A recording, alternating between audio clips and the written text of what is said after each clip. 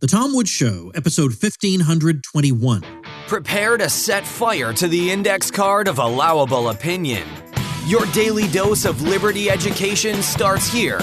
The Tom Woods Show. Folks, you know you should be eating good quality food that's tailored to your dietary needs and goals, and you can do that with Kettlebell Kitchen. Go to kettlebellkitchen.com and enter code WOODS for $50 off your first 2 orders for new customers.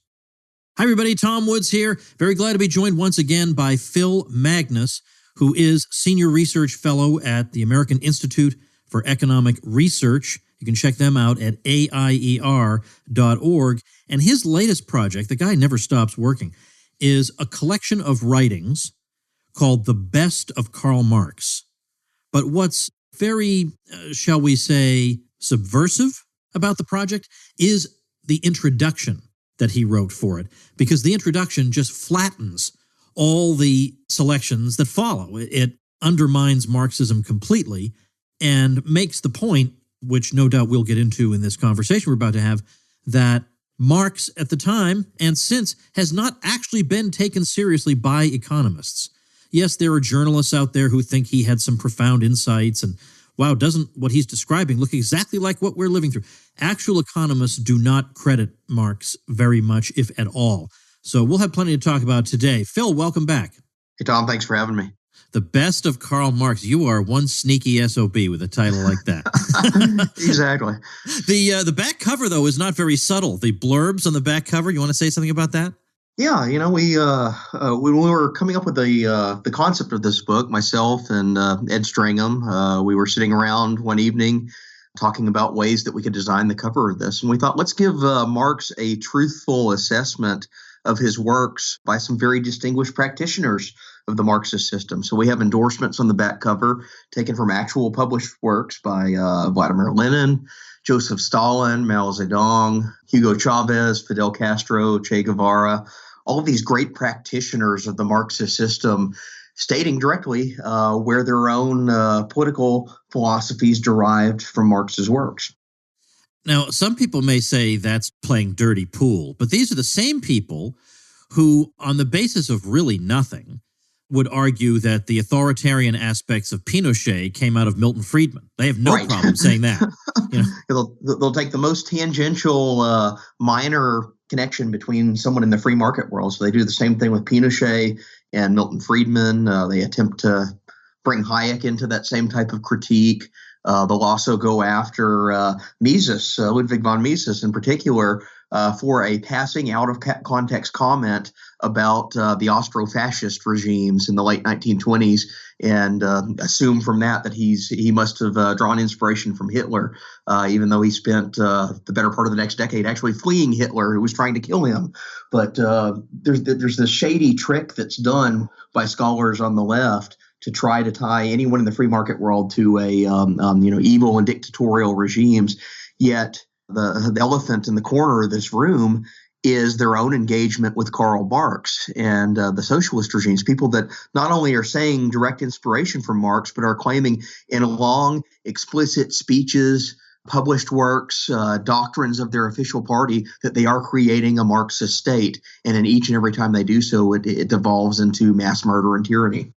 Not to mention, of course, what Nancy MacLean did to James Buchanan, who's about as benign a figure as you could possibly ask for, and to somehow be able to make him appear sinister. Right. But at the same time, now, I don't know what Nancy MacLean's view of Karl Marx is, but I mean, if I had to take a wild guess, it would be that he was basically a well-intentioned old fellow who may have been misinterpreted. You know, so he'll get the benefit of the doubt, but James Buchanan will have his whole career distorted, turned upside down, twisted. It's almost like there's a double standard at work here, Phil.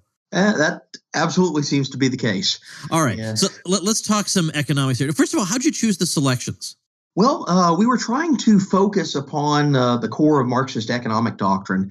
You know, he's a very prolific writer, almost a pamphleteer across of his entire career. Writes on dozens of different subjects and claims inspiration today, or certain disciplines claim inspiration today from him that are across the humanities and social sciences. But we decided in this volume to treat Marx as an economist first and foremost. So focusing on what a Marxist economic system would look like. We frame this specifically as kind of the foil to the Misesian Austrian marginalist system of economic thought. And it was, timed in conjunction with the release of this rap video where we have Mises and Marx battling each other. But we figured that we needed to provide a comprehensive introduction to Marxian economics, which of course starts with his most famous and popular work, and that is the Communist Manifesto, although it's more of the political pamphleteer argument for his system. But we run through a series of other subsequent doctrines that he wrote, concluding with excerpts from his probably his densest economic treatise, which is Das Kapital, published in 1867. I have to say, I was surprised by some of the quotations that you have in your introduction from people like Keynes, for example. Right. Like his assessment of Marx and of Das Kapital is very dismissive. I mean, I know Keynes is not a Marxist, but I didn't realize he was quite so contemptuous of Marx. Likewise, Paul Samuelson, a famous American Keynesian, says that in terms of his economic contributions, Keynes was a minor post-Ricardian. I was surprised at that, actually. Right. It's I think it reflects the obsolescence of Marx in the economic discipline almost immediately off the bat. So, Marx publishes his main economic work in 1867. It's only 4 years later that the marginalists come in and undermine almost completely the theory of value on which Marxist doctrine is based on. That's the labor theory of value. Marginalism offers subjective valuation as the alternative, and that wins the debate at least by the late 19th century, if not even a little bit earlier than that. So it's almost within Marx's own lifetime, he is economically obsolete. And what you see is among economists across the spectrum, so basically anyone to the right of Stalin is rejecting this type of a system. And that includes figures on the progressive left like Samuelson and Keynes. It also includes figures that we could associate more with the free market tradition. So Mises has an almost identical assessment of Karl Marx's collected works as Paul Samuelson does. Mises calls him a garbled Ricardian, someone who botched an earlier theory and took it in directions that were basically abandoned from a scientific perspective. And then you have Samuelson a couple decades later writing essentially the same thing. He's a minor post-Ricardian. You have John Maynard Keynes offering his assessments in the 1920s, just as Marxist doctrine is emerging in the Soviet Union as kind of this dominant player of not only their politics, but a major disruptive force in geopolitics. But Keynes is saying that he really cannot understand how an intellectual could read this garbled mess of a treatise, referring to Das Kapital, and find it even remotely convincing. He calls it an obsolete textbook, something that became obsolete almost the moment it was published, and likens its followers to devoted religious practitioners who are speaking the gospel rather than scientifically analyzing economic events. So the split between the Marxists and basically everyone else in the economics profession is almost instantaneous. It's pronounced, but anyone outside of the Marxist realm, whether left or right, is basically in agreement that the core underlying doctrine of the labor theory of value and the mechanism of surplus value he derives from that are obsolete. Now let's try and unpack some of these ideas here to make sense of them for everybody. Sure. I'm going to say something that's very skeletal and just an outline of things. You tell me if you think I'm right, and then let's try and explain what these terms mean. There are some Marxist economists, so to speak, who have tried to claim that even without the labor theory of value, on which Marx appears to rely strongly, we can still nevertheless maintain the overall Marxian system, that it's not absolutely reliant on the labor theory of value. But what other people have said is that if there's no labor theory of value, then there's no surplus value to be taken from the worker by the capitalist. And if there is no surplus value, then there's no exploitation. And if there's no exploitation, there's no proletarian revolution, and that's it. So is that the way you look at it? That's effectively it. The Marxists love to play word games. They love to invent jargon and love to obscure arguments in long, drawn-out passages of basically word manipulation. But I think at its core, it does reduce down to something that is premised almost entirely upon the acceptance of a labor theory of value as if it were axiomatically true. If you take that away from it, you have no mechanism to determine the divide between the actual trading market price of a good and what the laborer is paid, which is the mechanism of the Marxist class theory. It's this difference between the two, the surplus value, as he calls it. If you have no means of calculating a surplus value, the entire system tends to fall by the wayside with it. So can you take a minute to explain, we say marginal revolution, we're talking about there were three economists who more or less simultaneously came out with something like marginalist theory. I mean, in other words, they came up with something that was, if they didn't all express it the same way or have exactly the same approach to it, the overall gist of it was very similar. This all happened in the early 1870s. What exactly are they saying? And then let's go back and see, how does that cause a problem for Marx? Sure. Well, actually, we can start with the Marxist basis in the labor theory of value. Essentially asserts that a good determines its value from the aggregated steps of work performed in its production. And Marx has a very elaborate taxonomy of what these steps happen to be, but the quick overview version of it asserts that it's the work performed on the good to improve it by the laborer. And supposedly, if you aggregate all these different steps up, you determine the true economic value of the good. And then Marx's theory of surplus value is taking that realized trading price of the good and seeing the difference between that and the wage that's actually paid to the laborer. So the difference is what's being claimed by somebody else, the capitalist, what's being drawn off of the labor's work, but used by another person for profit, for self-enrichment. So that's the basis of the Marxist theory. It all comes down to, though, this initial calculation of value determined by the steps performed in production. Well, the marginalists, and this is three economists, they emerge almost simultaneously. It's William Stanley Jevons in the United Kingdom, Leon Walras in Switzerland, and Karl Menger in Vienna, Austria, all writing around 1871 is normally the starting point. They challenge this classical notion that value could be derived from an aggregation process. One of the main principles that they're saying in contrast with this is a recognition that value is deeply subjective. You and I all have different pursuits that we only know to ourselves as individuals. We all have different tastes, different preferences, different desires about what we're willing to consume. I may be willing to pay tens of thousands of dollars on a certain type of car that you consider absolutely hideous and would never even pay more than $100 for, just out of a difference of taste, a difference of preference. So these economists are trying to reconcile that with the classical world. And what they end up doing is they overturn the earlier theory of value that's derived from labor performed or aggregating steps of production into the price of a good. And rather they say, prices are a reflection of individual subjective preference operating on the margin. So a decision that's made at the moment premised upon what we expect the next unit of consumption to yield to us. So it's really a revolutionary way of changing economic thought in a direction that actually now starts to explain some of the mechanisms that they have been developing in the 19th century. So the law of supply and the law of demand, what's the intersection between the two? How do we come to an agreed upon trade? Walras, Menger, and Jevons are offering a solution to that, and it's premised in radical subjective individual valuation at the margin. So this completely upends, only 4 years after Marx has published Das Kapital, the underlying theory, the underlying premise of Marxist doctrine. And it really does take the economics profession by storm over the course of the next 2 decades or so, so much to the point that by 1900, by around the turn of the century, Marx is already regarded in top economics journals as this obsolete theorist of the previous system.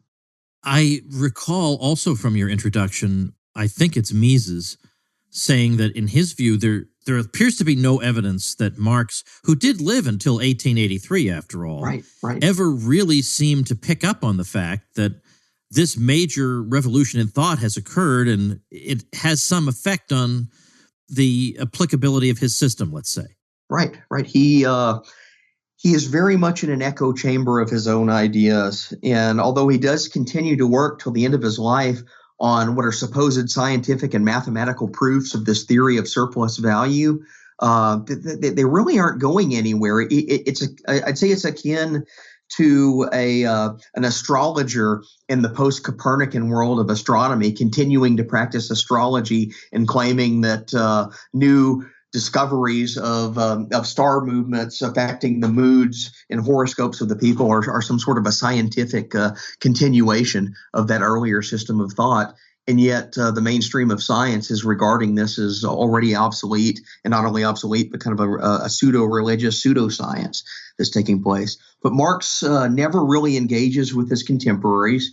To some degree, you can say that's a process of the dissemination, but we do know that marginalists are among the earlier interlocutors of the Marxist system, at least in the immediate aftermath of Marx's death. So he dies in 1883. In 1885, Philip Wicksteed, who's one of Jevons's heirs and expositors, does actually engage in a debate in a Marxist labor periodical, basically making the point that the what he calls the Jevonsian system, or the marginalist system, has already rendered this doctrine obsolete. But at the same time, you have Marx's heirs and continuers, and that includes Frederick Engels. It also includes his daughter and her partner, Edward Aveling. They continue to develop from Marx's notes new texts that they published through the end of the century. And they're acting as if this marginal revolution has never occurred, never supplanted or displaced the core theory of the master that they've adhered to and adopted as the basis of their doctrine. More on Marx in just a minute after this quick message. Folks, I'm always telling you about the little miracles that are all around us in this amazing age we live in, and surely one of them has to be Kettlebell Kitchen. I have thoroughly enjoyed the huevos rancheros, the braised beef. They have a cranberry chicken with spaghetti squash, all kinds of interesting, enjoyable, and satisfying meals. And it solves a major problem. We all want to eat well. We all have certain dietary requirements or fitness goals, and we'd love to eat in accordance with all these expectations, but we either don't know how to or we just have not got the time. And forget these meal prep services. The prep takes like an hour and a half. And not to mention that Kettlebell Kitchen's meal plans are tailored to your needs. Their team of nutritionists will help you create a sustainable health plan. Sign up for a plan or just order a la carte. No long-term contracts required. Delivered to your door twice a week for optimal freshness, and you've got vegetarian, keto, Whole30, and paleo options available. Feed the champion in you with Kettlebell Kitchen. Go to kettlebellkitchen.com and enter code WOODS for $25 off each of your first two orders for new customers. That's $25 off each of your first two orders at kettlebellkitchen.com, code WOODS. You know, you mentioned Marx as a pamphleteer in a way. I mean, he writes a lengthy treatise, but instead of addressing the major thinkers of his day, you look at the writings that he would dash off. They're written to refute some nobody that none of us have ever heard of anymore. Right. He would have been a total disaster on Twitter. Right. You know, he couldn't have let things go. You know, he's got to answer every nobody out there, right. You know, instead of doing something systematic, which he finally did, I guess, later. But what a waste of his time half the time. Yeah, you know, he's a scribbler of sorts. He's engaged in what we consider blog debates today. But he's a prolific writer in one sense, but at the same time, that writing tends to be of very low quality. It tends to be half-baked thoughts that are written out on paper and discarded due to a distraction of the moment. So we see Marx as a writer really bursting onto the scene of the journalism world in the 1840s. He has one major doctrine that really emerges from that. That's the Communist Manifesto in 1848. But it's already an obsolete text. It's already a very obscure text when the revolts, the revolutions on the continent in 1848 are more or less suppressed and pushed aside. So it lingers and falls into almost complete obscurity for the next 2 decades. Within Marx's lifetime, it's not really until the events of the Paris Commune in 1871 that people start paying attention to that again. The one puzzle that he really could not solve was a major puzzle was the problem that If his theory is true, then we would expect that industries that rely especially heavily on labor should have a higher rate of profit because you can exploit that labor, right? That's the whole thing, is you can exploit labor and get the surplus value and profit. Right. And that should be a higher rate of profit than in capital-intensive industries where there isn't as much labor. And yet he knows there's a tendency toward a uniformity in the rate of profit. So then there it is. I mean, then what use is your theory if it can't account for this most obvious, glaring contradiction? And it sort of makes me think, paraphrasing somebody else, facts have a decidedly anti-Marxist bias to them. Right. And this goes back to the core of the way Marxist approaches the world. And he calls it scientific, which has really deluded quite a few Marxists in his wake to thinking that, he had discovered some internal laws of the universe that are premised upon group conflict. So this almost predates any injection of an economic doctrine into anything in the Marxist system. He's already determined a conflict theory is the mechanism and driver of history, and that driver has an inevitable end that it goes toward. So what it ends up being is the actual economic doctrines, surplus value, are backfilled into this narrative he's already sketched out of historical evolution. Let's talk about the present day now. You've done some really, really great, let's say, watchdog work, writing about what's going on in universities today. Now, today, although you do find the occasional outlier, by and large, I don't believe even now, even with the flourishing of heterodox schools of thought within economics, that economics is really where you find most of the interest in Marxism today. So I think it's not that people today are really that interested in surplus value or the labor theory of value. There must be something else they're getting from Marx. Yes, and that's quite a bit of political inspiration. This is a really tricky thing to measure, and people have been talking about this for, basically since the Cold War. Academia does lead to the lean to the left of the political center in the United States. That's been the case for basically as long as we've even asked that question. But academia also has a fairly sizable contingent of Marxist theorists that are either devoted practitioners of doctrinaire Marxism or followers of many of these 20th century progeny and offspring that draw their inspiration from Marxism and claim to be improvements on it. So most commonly encountered example of that is what we call critical theory, critical race theory, critical gender and class theory. So it's a whole branch of the humanities that, if it's not directly Marxist itself, is drinking from the Marxist wellspring and draws a lot of core doctrines from it. But what we see is that academia has essentially become a home for the continuation of this doctrine, even though it was more or less abandoned by the political world in the fall of the Soviet Union, the fall of the Berlin Wall, the collapse of communist regimes at the end of the 20th century. So give you an example, some statistics. I've attempted to quantify and measure this. Karl Marx, depending on how you look at it, is either the single most commonly assigned or second most commonly assigned author in the entire philosophical canon on college syllabi today. The only other person that even comes close to him that he's kind of going back and forth in a contest with is Plato. So you have the great philosopher of the ancient Greek world and Karl Marx are effectively set aside as the two most frequently encountered thinkers in college classroom education today. Marx's Communist Manifesto is assigned at nearly twice the rate as Adam Smith's Wealth of Nations, as other major thinkers in the Western canon. So John Locke, you have figures like Thomas Hobbes, you have figures like John Stuart Mill that we consider classics of political economy. Marx is basically assigned at about twice the rate of any of these other thinkers. Even more modern and popular voices that we recognize, like someone like Martin Luther King Jr. is assigned at about half the rate that Karl Marx is on college syllabi and texts. And we find this from there's a great little aggregator tool called the Open Syllabus Project, which measures trends in how authors are assigned in college classrooms.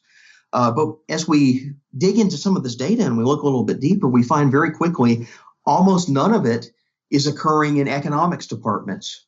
The main area where Marx himself wrote, And very little of it's occurring in philosophy departments, which might be the second most commonly associated discipline with the core of Marxist doctrine. Rather, where this work gets assigned is almost entirely in the humanities. So it's prominent in history departments. Part of that, is obviously a reflection of communism's role in 20th century history, but it's assigned at a much higher rate than simple discussions of the Cold War. It's assigned almost as a historiographical convention and a major core school of thought. We also find it in sociology. We find it in particular in the humanities and classes like English language, literature, and modern foreign languages draw very heavily on Marxist doctrine. So one of the stats I ran yesterday, more than 10% of classroom assignments of Karl Marx's works in the last decade or so have come from the English department. So you may start wondering what's going on here. Why are English department scholars in their classroom, where they're supposed to be talking about Shakespeare or Faulkner or any of these great works of literature, they're actually teaching the Communist Manifesto at roughly the same rate as they're teaching The Merchant of Venice or Romeo and Juliet. Something weird is going on here. And implicit in this, wrapped into it, is what I call an alternative economic epistemology, where they've retained this system of political economy based on the labor theory of value and exploitation derived from it, that is offering commentary on economic events that are far, far outside of even the basic competencies of what someone with a literature PhD should be teaching. And yet that's where it's really taken root in the classroom. What would you say to somebody who says that libertarians are overreacting and talking too much about Marx, given that pretty much nobody in American political life favors abolishing private ownership of the means of production, and that was the central demand and feature of Marx's system? Well, we hear political rhetoric in the one sense is admitting that Marx was defeated in the wake of the Cold War, and at the same time we have a rebirth of advocacy built around what they're calling democratic socialism, or a democratic derivative of core socialist doctrine that nonetheless presumes many Marxist precepts are true and valid. So I think if you were to ask the average humanities scholar about a theory of value to explain economic exchange, they would have no clue what marginalism even is, even though it's been the consensus view of the economics discipline for almost 150 years now.